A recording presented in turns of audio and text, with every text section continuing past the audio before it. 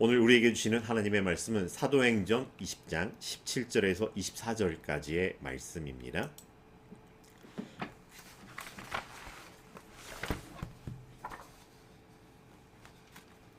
제가 봉독하겠습니다.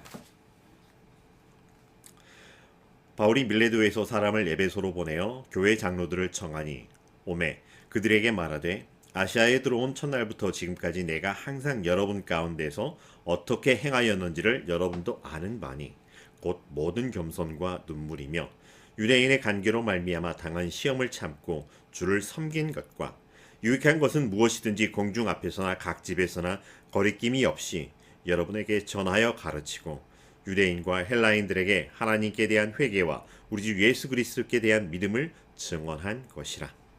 보라, 이제 나는 성령에 매여 예루살렘으로 가는데 거기서 무슨 일을 당할는지 알지 못하노라. 오직 성령이 각 성에서 내게 증언하여 결박과 환난이 나를 기다린다 하시나 내가 달려갈 길과 주 예수께 받은 사명 곧 하나님의 은혜의 복음을 증언하는 일을 마치려 하매는 나의 생명조차 조금도 귀한 것으로 여기지 아니하노라. 아멘.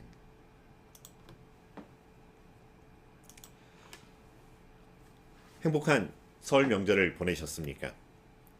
오랜만에 만난 가족과 사랑과 정을 나누고 돌아온 우리의 일상, 이 일상에서 새 힘과 새 소망으로 넘쳐나는 삶을 살게 되기를 간절히 바랍니다.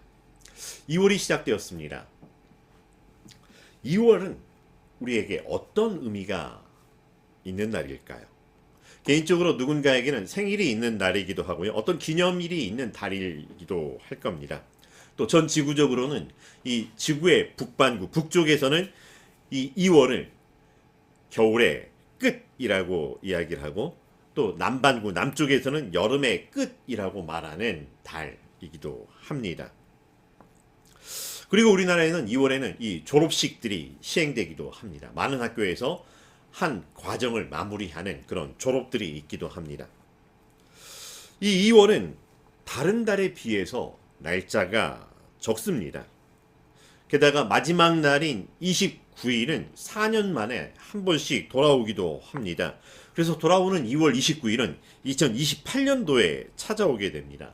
똑같이 1년 12달이라고 이야기를 하지만 2월은 뭔가 아쉽고 억울한 그런 날이기도 합니다. 모자란데. 하지만 그럼에도 불구하고 2월은 우리에게 참 소중한 달이기도 합니다. 우리의 사는 날은 달력을 따라서 몇 월 며칠, 몇 년도 몇 월 며칠 이렇게 이야기를 하기도 하고 또 무슨 날이라고 무슨 요일이라고 이야기를 합니다. 그렇지만 우리의 하루하루, 그리스도인들의 하루하루, 하나님의 자녀의 하루하루는 언제나 하나님 앞에서 하나님의 자녀로 사는 한결같은 날이 쭉 이어지기를 간절히 소망합니다. 그래서 함께 문안하며 인사합니다. 사랑합니다. 축복합니다. 기도합니다. 응원합니다. 오늘 말씀은 바울이 자신의 삶의 마지막을 준비하는 듯한 모습을 보여주고 있습니다. 또 실제로도 그렇습니다. 바울은 에베소 교회의 장로들을 불렀고 그들에게 마지막 당부를 전하고 있습니다. 예루살렘으로 서둘러 가려고 하다 보니까 어떻게 에베소를 그냥 지나치게 되었습니다. 그래서 못내 아쉬운 마음에 다시 보지 못할 것을 알고 있었기 때문에 장로들을 불렀고 장로들은 기꺼이 바울을 만나려고 왔습니다. 그래서 이렇게 만나게 된 바울과 함께 바울은 자신의 심정을 전하고 마지막 권면의 말씀을 전하고 있습니다. 오늘 읽은 말씀에서 바울은 자신의 삶의 발자취를 고백하며 함께 기억하며 회상하는 장면의 말씀입니다. 조금 축약해서 말씀한다면 이럴 수도 있을 것 같습니다. 여러분은 내가 어떻게 지내왔는지 잘 아실 겁니다. 나는 주님을 섬겼습니다. 내가 어떻게 지내왔는지 여러분은 잘 아실 겁니다. 이 말을 전하는 바울의 심정은 어떠하고 또 이 말을 들은 에베소 교회 장로들은 또 어떤 마음이었을까요? 만약 이 말이 진심이 아니거나 사실과 다른 어떤 상황들이 있었다라고 하면 말하는 사람이나 말을 듣는 사람이나 참 겸언쩍고 멋쩍은 상황이 될 것입니다.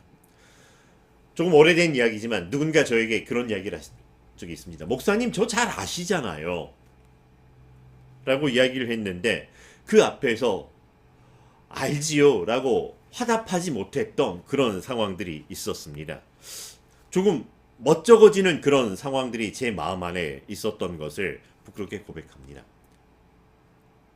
온전히 신뢰해주지 못한 것도 있었지만 그의 모습 안에서, 근데 역으로 저는 과연 그런 이야기를 할 수 있을까 싶습니다. 여러분, 저 아시잖아요.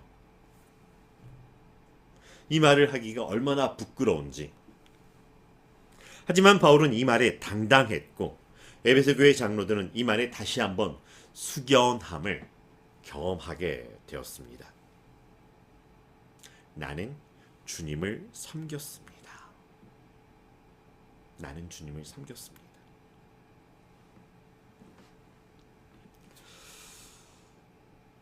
바울은 자신을 소개하는 표현 중에 종이라고 하는 말을 자주 종종 사용하였습니다. 그리스도의 종, 주의 종. 종이라고 하는 말은 노예를 뜻하는 말입니다. 그리고 항상 그 주인이 언제 어디서든 어떤 상황이든 그 주인을 섬겨야 하는 신분을 말하는 것입니다. 그래서 주를 섬겼다라고 하는 말은 나는 주님의 노예입니다. 주님께 종으로서 종 노릇을 해야 하는 사람입니다라고 하는 말입니다. 하나님은 우리를 하나님의 자녀가 되게 해주셨습니다. 그렇지만 바울은 거기에서 더 내려가 하나님의 자녀가 되는 권세를 누리는 것을 모르는 것이 아니라 거기에서 한 걸음 더, 한 번 더 내려가고 있는 모습을 보여줍니다. 예수님은 우리를 친구라고 불러주셨습니다. 그래서 주의 친구 되어 사역하는 이런 신앙생활은 우리의 모습이기도 합니다. 그렇지만 바울은 거기에서 한 걸음 더 내려가, 친구의 자리에서 더 내려가 오히려 주의 친구들을 섬기는 종의 자리로 내려가고 있는 모습을 보이고 있습니다. 기꺼이 예수 그리스도를 주로 섬기는 종이 되었고 종 노릇의 삶이 당연하였다라고 이야기를 합니다. 그리고 바울에게 이 종 노릇의 대표적인 표상은 겸손과 눈물이었습니다. 그리고 오래 참음이었습니다. 바울은 자신을 주님을 섬기는 모든 일에 겸손하였다라고 고백합니다. 겸손한 사람. 가끔 우리는 우리 삶에서 어떤 사람을 가리켜 그 사람 참 겸손한 사람이야 라고 이야기를 할 때가 있습니다. 우리가 사용하는 겸손이라고 하는 그 단어와 바울이 사용하고 있었던 겸손이라고 하는 말, 같은 말일까 다른 말일까 문득 생각해 봅니다. 겸손의 사전적인 의미는 자신을 낮추고 타인을 존중한다라고 하는 것이고 자신의 부족함을 알고 자신보다 뛰어난 사람들이 있음을 겸허히 받아들이는 자세를 이야기를 합니다. 우리가 기억하는 바울의 모습은 겸손보다는 당당한 모습이었습니다. 용감한 모습이었습니다. 물러서지 않는 모습이었습니다. 무언가 한번 정하였을 때는 그것을 밀어붙이는 그런 강력하게 추진하는 그런 모습이기도 합니다. 그런데 이런 모습이 어떻게 겸손이라고 하는 것과 연결될 수 있을까 싶습니다. 하지만 바울은 자신을 주님을 섬기는 곳에 겸손하였다라고 고백합니다. 바울의 삶은 다메섹으로 가는 과정에 주님을, 예수 그리스도를 만난 이후로 180도 뒤바뀌어진 삶을 살게 되었습니다. 그 전에는 정말로 자기 소견에 옳은 것, 물러서지 않는 사람이었습니다. 결국 확신한 것에 구하면서 그것을 밀어붙이는 삶의 모습이었습니다. 바울의 체구가 그렇게 크지는 않았던 듯합니다. 오히려 왜소한 듯한데 그의 모습과는, 그의 몸집과는 다르게 그의 삶의 태도는 마치 탱크인 것처럼, 불도저인 것처럼 그 앞에 어려움이나 두려움이나 이런 것들을 오히려 무시하고 용감하게 밀어붙이는 이런 모습을 보게 됩니다. 하지만 예수님을 만난 이후 바울의 삶은 그 태도가 달라졌다라기보다는 그의 삶의 모토가 내가 아니라 주님이 되었다라고 하는 것. 주님의 뜻을 이루소서. 자신의 질병을 위해 간구하기도 하였지만 자기가 아니라 주님의 뜻이었습니다. 자신의 뜻을 주장하지 아니하였고 주님이 말씀하시며 내가 나아가리라 하는 믿음의 모습을 보여주었습니다. 가끔 동료 목사들과 우스갯소리로 이런 이야기를 한 적이 있습니다. 여러분에게도 한번 질문을 드려봅니다. 주의 종과 하나님의 자녀 누가 더 높을까요? 주의 종이라고 표현했지만 다른 말로 표현하면 주인집의 종입니다. 주인집의 아들과 주인집의 종, 노예 누가 더 높은가요? 누가 더 귀한가요? 누가 누구를 섬겨야 하는가요? 하지만 한국교회의 모습은 가끔 역전이 되는 것을 보기도 합니다. 주의 종을 가리켜 주의 거룩한 종이라고 이야기를 합니다. 그런데 종이 거룩하면 얼마나 거룩해질 수 있을까요? 주의 귀한 종이라고 합니다. 종이 귀하면 얼마나 귀할까요? 바울이 하나님의 자녀가 되는 권세를 몰라서 주의 종이라는 호칭을 사용하게 되었을까요? 아닙니다. 주의 종이 되어 주를 섬기겠다라고 하는 것은 주께서 핏값으로 사신 그 귀한 영혼들, 하나님의 자녀를 섬기는 자가 되겠습니다라고 작정하는 것이었습니다. 주의 자녀, 하나님의 자녀를 위하여 기꺼이 나는 그들보다 더 낮은 종의 자리에서 섬기겠습니다라고 하는 것입니다. 그들이 그리스도의 장성한 분량에 이르도록 범사에 그에게까지 자라도록 그때까지 돌보아야 되고 양육해야 되고 가르쳐야 될 사람이 필요하였기에 나는 기꺼이 대접받는 자리가 아니라 권세 있는 자리가 아니라 종의 자리로 내려가서 그 집의 집사처럼 주인 집의 자녀를 양육하고 돌보겠습니다 라고 하는 것이었습니다. 그런데 한국교회에서는 주의 종이라 스스로 불리기를 좋아하는 사람들은 종놈이 아니라 종님이 되어 살아가고 있습니다. 주를 위한 십자가의 길에서 내가 섬기겠습니다라고 하는 고백들이 아니라 오히려 나를 섬기라라고 하는 무언가 뒤바뀐 모습을 목소리를 내고 있습니다. 차라리 give and take라고 해서 내가 종의 자리에서 섬기겠으니 나를 무시하지 말라, 나를 대접해 달라라고 하는 차라리 그런 마음이라도 있으면 좋겠는데 아니었다라고 하는 것. 그것은 이미 겸손의 자리에서 너무나도 크게 벗어나 있는 모습입니다. 우리는 그걸 겸손이라 부르지 않고 교만이라 부르고 있습니다. 이 세상 사람 날 몰라 주어도 주께서 나를 그저 아시고 나를 향하여 착하고 충성된 종이라고 불러주시는 그것에 감동하며 감격하여 살아가는 삶이 주의 종의 삶이라고 하는 것. 얼마든지 바울은 주께서 주셨던 권능으로 말미암아서 그 권위로 말미암아서 주와 같으신 분으로 살아갈 수 있었음에도 불구하고 마치 하늘 보좌를 버리고 이 땅에 오신 예수님처럼 아니요 나는 그보다 한 자리 더 내려가겠습니다라고 하는 것처럼 하나님의 자녀의 자리임에도 불구하고 주인집의 종의 자리로 내려가 섬기던 삶이었다라고 하는 것입니다. 그리고 그러한 그의 삶에는 날마다 눈물의 섬김의 자리였음을 고백합니다. 바울은 눈물로 주님을 섬겼음을 고백합니다. 바울의 눈물에는 어떤 삶의 애환들이 들어있을까요? 그의 눈물에는 어떤 희노애락, 애호욕이 담겨 있었을까요? 분명 슬퍼서만 우는 눈물이 아니었음을 우리는 알고 있습니다. 우리가 주의 은혜를 받고 살아갈 때 보면 참 이런저런 이유로 참 다양하게도 눈물이 납니다. 이래도 눈물이 나고요. 저래도 눈물이 납니다. 누군가에게 주의 복음을 전하는데 그가 거절하는 그의 모습 속에서도 눈물이 납니다. 그의 영혼이 너무나도 안타깝고 애통하여 눈물이 흘리기도 하고요. 그렇게 복음을 전하는데 그가 주는 그리스도시요 살아계신 하나님의 아들이십니다를 고백하는 모습을 보면 그게 또 어찌나 또 감동스럽고 감격이고 은혜인지 눈물이 나기도 합니다. 사람들은 다양한 감정의 이런 기복을 따라서 눈물을 흘리기도 하지만 바울은 그저 성령의 감동하심을 따라서 눈물을 흘렸던 것. 주님을 섬기는 것에서, 주님이 함께 하시는 것에서 세상과 사람들을 향한 주님의 마음을 알게 되어서 눈물을 흘리는 것이었었고, 그 눈물을 흘리며 주님의 뜻을 이루소서 기도하고 간구하고 순종하며 살아왔던 바울의 삶의 여정입니다. 하품을 하다가도 흘릴 수 있는 게 눈물입니다. 하지만 하품을 하다 흘린 눈물과 아버지의 마음을 알고 주님을 섬기겠노라 다짐하며 흘리는 그 눈물에는 똑같은 화학 성분이라 할지라도 똑같지 않음을 아시기에 하나님께서 너무나도 귀히 보시고 소중히 여겨주시는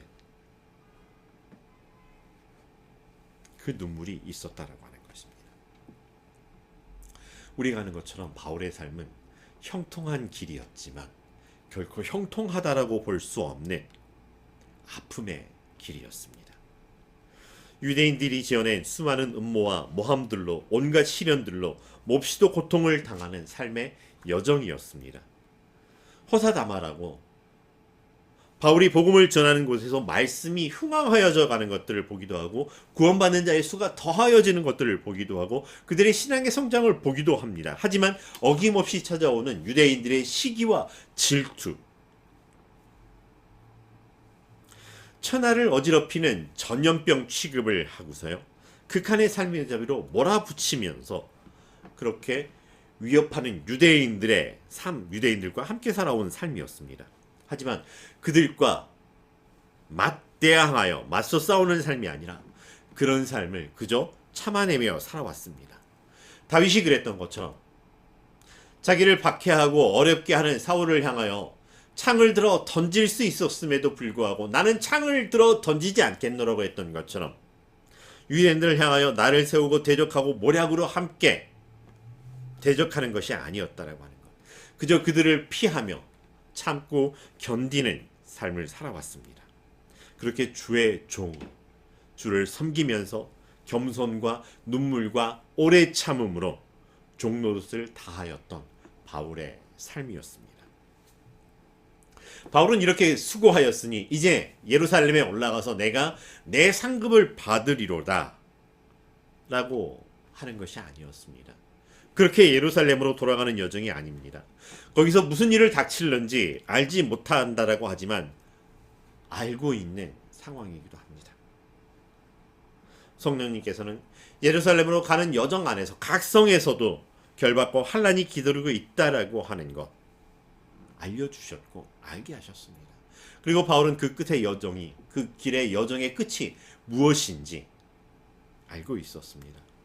하지만 바울의 결심과 결단은, 그 고백은 이 잔을 내게서 옮기옵소서 라는 고백이 아니었습니다. 나의 달려갈 길과 주 예수께 받은 사명, 곧 하나님의 은혜의 복음을 증언하는 일을 마치려 하면은 나의 생명조차 조금도 귀한 것으로 여기지 아니하노라. 세번역 성경에서는 이렇게 표현합니다. 내가 나의 달려갈 길을 다 달리고 주 예수께 받은 사명, 곧 하나님의 은혜의 복음을 증언하는 일을 다 하기만 하면 나는 내 목숨이 조금도 아깝지 않습니다. 쉬운 성경에서는 이렇게 표현합니다. 나는 내 목숨을 아깝게 생각하지 않습니다. 예수님께로부터 받은 사명, 곧 사람들에게 하나님의 은혜의 복음을 전하는 일을 다 마칠 수만 있다면 말입니다.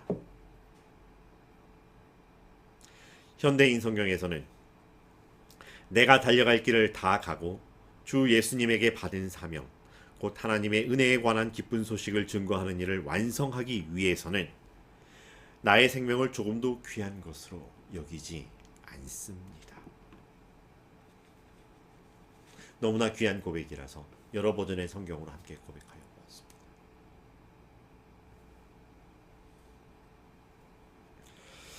우리는 지금 어디를 향해 달려가고 있나요? 우리가 달려가는 길은 어떤 길일까요? 우리 앞에는 우리를 기다리는 일들이, 우리가 어서 빨리 시작하라고, 어서 달려가라고 재촉하는 일들이 있습니다. 또 혹은 우리가 했던 일들을 서둘러 마무리하라고, 정리해야 된다라고 하는 일들도 기다리고 있습니다. 하지만 다시 한번 조용히 되돌아봅니다. 우리가 달려가는 길은 어떤 길입니까? 우리는 어디를 향해 달려가고 있습니까? 어디쯤에 있을까요? 어디만큼 왔니? 어디만큼 왔니? 지금쯤은 어디니? 지리적인 어떤 물리적인 위치에 대한 이야기 이전에 그렇게 그 길을 달려가고 있는 우리는 누구일까요? 우리는 정말 누구를 섬기고 있는 걸까요? 우리의 섬김은 정말로 우리 주 예수 그리스도를 향한 것인가요? 되돌아보지 않을 수 없습니다. 아니면 주를 향해 섬긴다라고 하면서 내 마음에서 간절히 소망하는 것은 그 다음을 향한 것이 아니었는지요. 어떤 물질을 향하는 것이나 보상으로 뒤따라올 어떤 지위나 다른 반대급부는 아니었는지. 정말 우리는 주님을 섬기는 주님의 종의 자리에 서 있나요? 정말 우리가 하고 있는 것이 주를 섬기기 위한 종노릇의 역할이 맞나요? 종이라고 쓰고 주인처럼 살고 있는 것은 아닌지. 혹은 주님을 섬긴다라고 하면서 감히 주님을 향하여 내가 섬겨드리는 것 받으세요. 내가 그냥 섬겨드릴 테니 주님은 가만히 계세요.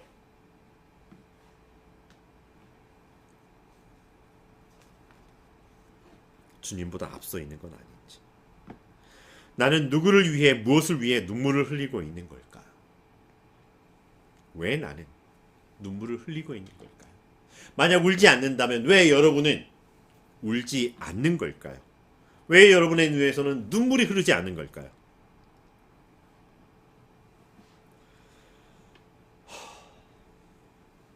내가 참고 있는 것은 무엇 때문인가?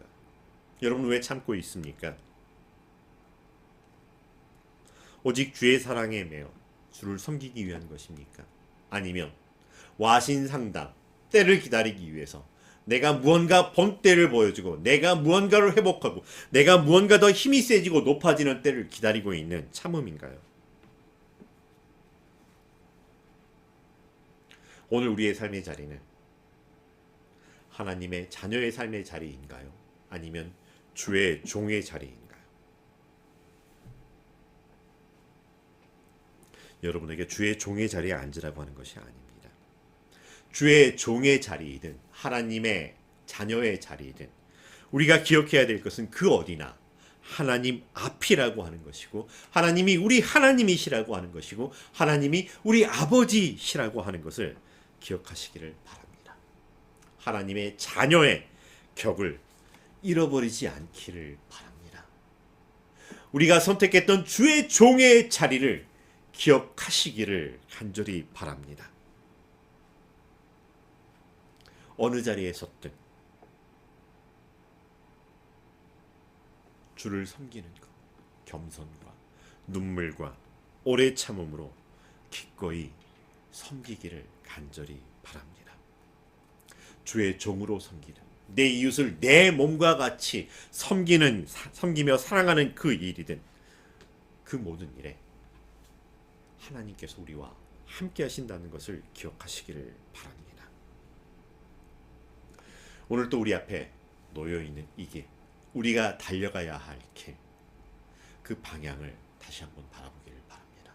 하나님께서 주신 표대를 향하여 달려가는 길인지, 표대를 바라보지만 지름길을 간다고 십자가의 길에서 벗어난 건 아닌지, 달려가야 할 내가 주의 종으로 하나님의 자녀로 달려가는 것인지, 아니면 내 흥에 겨워 내 욕심에 겨워 달려가는 옛사람의 다른 박질인지 오직 하나님 앞에서 하나님의 자녀로 주의 종으로 이 한 주간 그렇게 하나님과 함께 살아가는 우리의 삶 되기를 간절히 바랍니다. 우리의 달려가는 그 길을 통해서 많은 사람들이 그리스도의 향기를 그들에게 그리스도의 편지가 되어 사시는 하나님이 우리 주 예수 그리스도가 우리와 함께 하셨다는 것을 들려주는 그 귀한 복음의 삶 되시기를 주님의 이름으로 축원합니다. 기도하겠습니다. 사랑과 은혜가 충만하신 여호와 하나님 감사합니다. 우리가 무엇이간데 하나님 우리를 찾아와 주시고 우리의 하나님이신 것, 우리 아버지가 되어 주신 것 우리에게 들려주시니 감사합니다. 이제 우리의 삶의 자리를 돌아봅니다. 하나님의 자녀로 세워주셨습니다. 또 기꺼이 주님을 섬기기 위해서 하나님의 자녀들을 섬기기 위해 주의 종의 자리로 섰습니다. 우리의 결단과 우리의 순종이 흔들리지 아니하도록 성령님 우리와 함께하여 주시옵시고 오직 주를 바라보며 우리와 함께 하신 하나님과 함께 걷는 이 걸음, 이 여정 되게 하여 주시옵시고 우리의 걸음걸음에서 우리의 다른 박질에서 피어나는 것이 먼지구름이 아니라 그리스도의 향기가 되게 하여 주시옵시고 세상을 향한 그리스도의 위로의 편지가 되게 하여 주시옵소서. 예수님의 이름으로 기도합니다.